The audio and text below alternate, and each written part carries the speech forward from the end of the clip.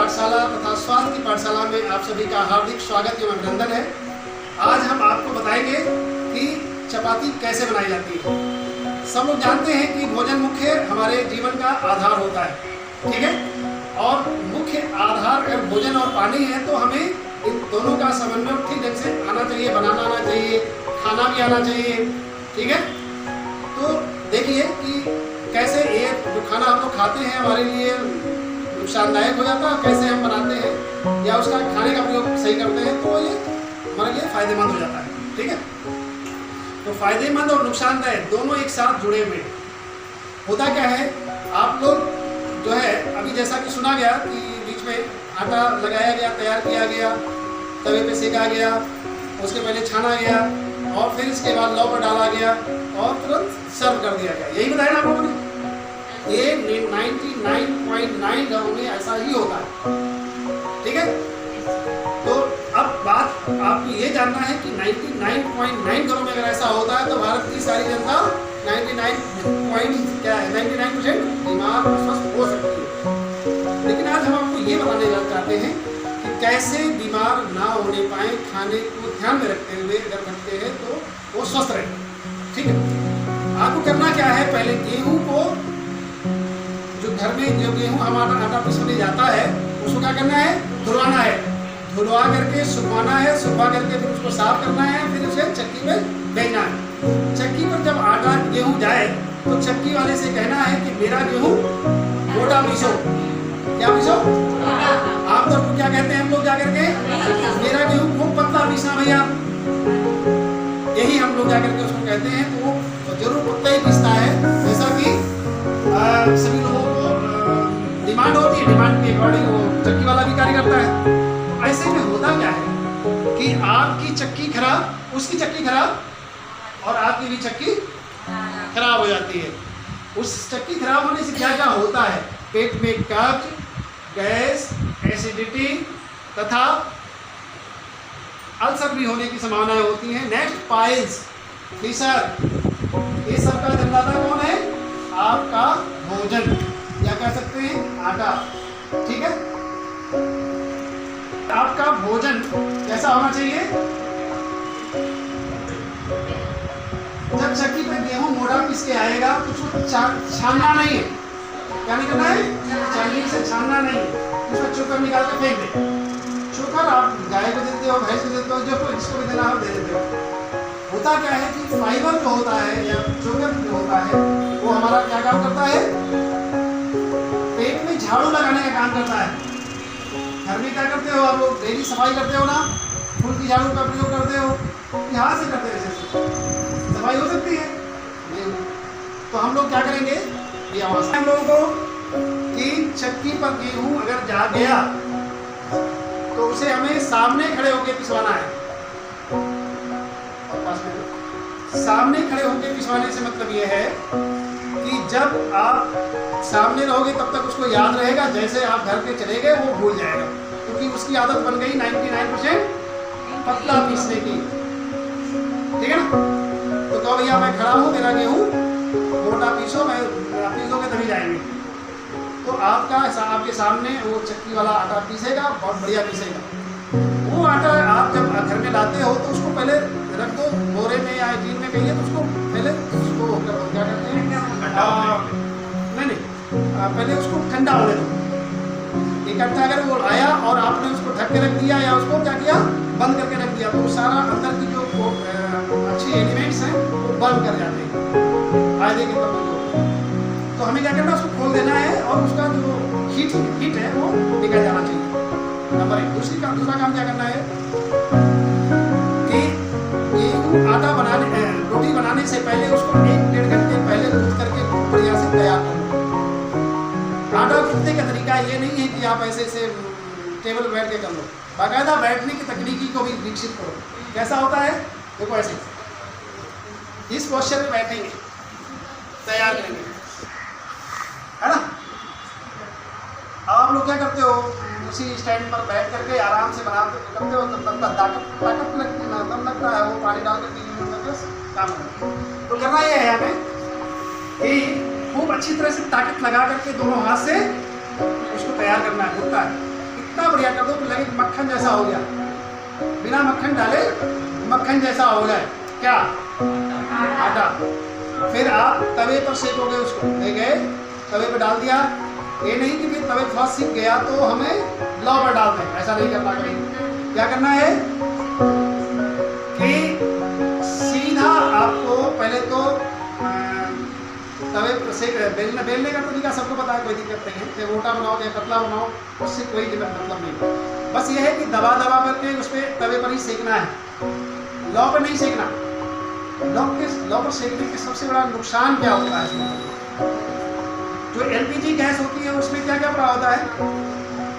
Ethane, methane, butane, propane नाम की gases भी होती है, जो एलपीजी के नाम से लिक्विड पेट्रोलियम गैस आता है।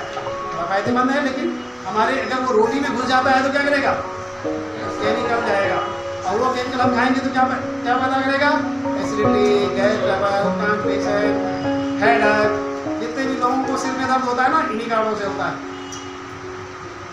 ठीक है, तो हमें भले ही 10 मिनट टाइम ज़्यादा लगे, 15 मिनट टाइम ज़्यादा लगे, 1 घंटा आधा घंटा टाइम ज़्यादा लोगों को बनाना, आधा घंटा टाइम ज़्यादा लगता है, लेकिन हम क्या करेंगे?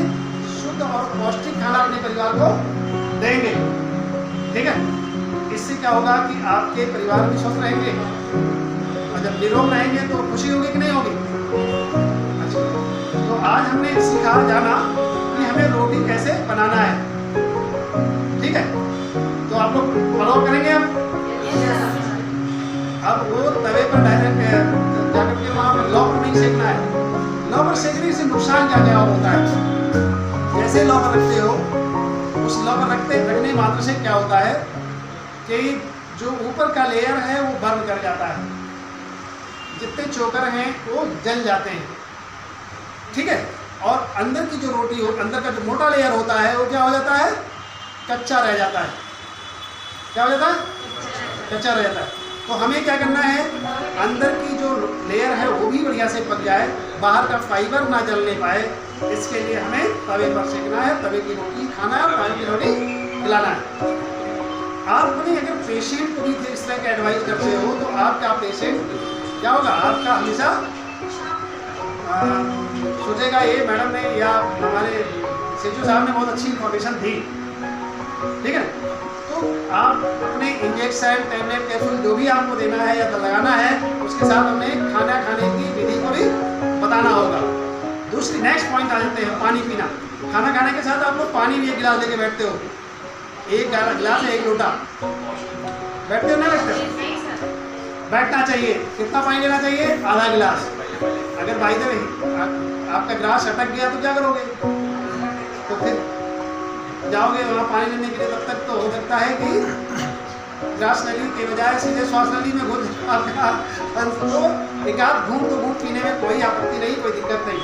100 ml तक आप पूरे खाने के दौरान पानी पी सकते हैं, लेकिन 100 ml से ज़्यादा पानी पीने की अनुमति नहीं है।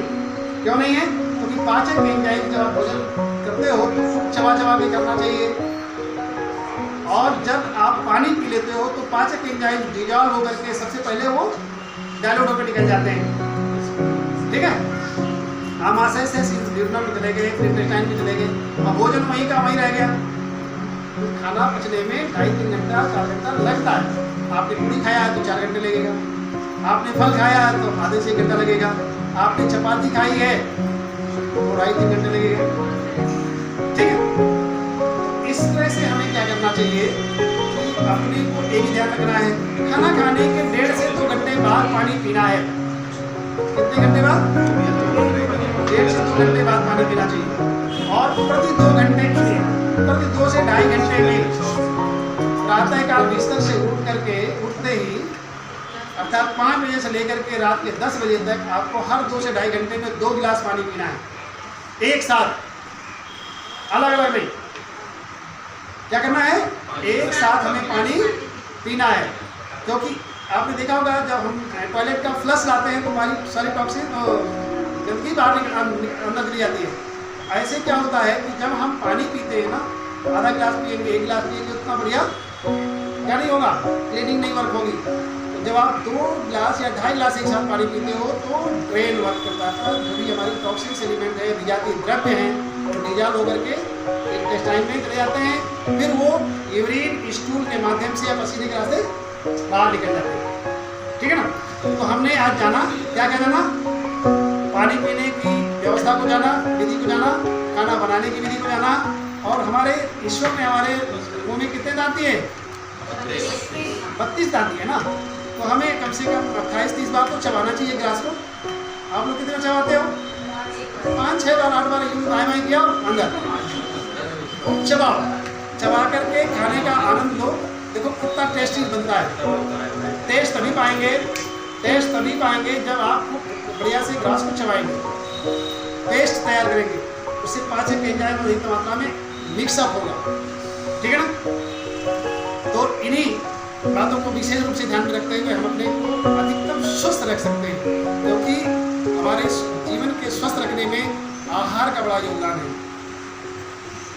और आहार तथा पानी में भोजन तथा पानी अगर हमारा ठीक रहा तो हम लंबे समय तक स्वस्थ में लाइफ जी सकते हैं। अगर योगिक प्रैक्टिस डेली करते रहोगे, आधे से एक घंटा जितना भी कुछ सीखा है आप लोगों ने, तो बहुत ही बेहतर रहेगा। ठीक है। रात के 10 बजे के बाद बहुत ज़्यादा पानी नहीं पीना है, फिर आधा गिलास 1 गिलास पी सकते हैं, क्योंकि फिर बार बार यूरिन जाना पड़ेगा रात में उठ करके, इसलिए नहीं ज़्यादा पीना है 10 बजे के बाद। लेकिन प्रातःकाल 5 बजे से लेकर के रात के 10 बजे तक आपको पानी अगर इस तरह से पीते हैं 3 से 3.5 लीटर पानी पीना होगा। अगर आपने 7 या 8 बार भी पिया तो निश्चित रूप से लगभग जो है 3-3.5 गर्मियों में 4 लीटर हो सकता है। लेकिन सर्दियों में भी ये काम करना है, बनाना है। सर्दियों में आप बहुत ठंडा पड़ रहा है तो आप गुनगुना पानी कर सकते हैं। किसी का और कोई क्वेश्चन है?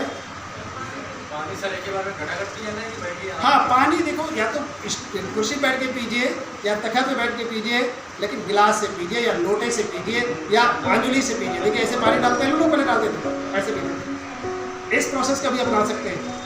खड़े होकर पानी पीने का ना पिए और ढक्कन बोतलों से भी ना पिए। ठीक है। इससे आपको इंडाइजेशन की शिकायत होगी, इससे आपके पेट में गैस बनेगा, इससे हेडेक भी बनता है। धन्यवाद। तो हमें क्या करना चाहिए, कितने प्रोसीजर बताया गया है, इन सब प्रोसीजरों को भी अपनाना है। इन्हीं शब्दों के साथ आप सबको धन्यवाद, नमस्कार।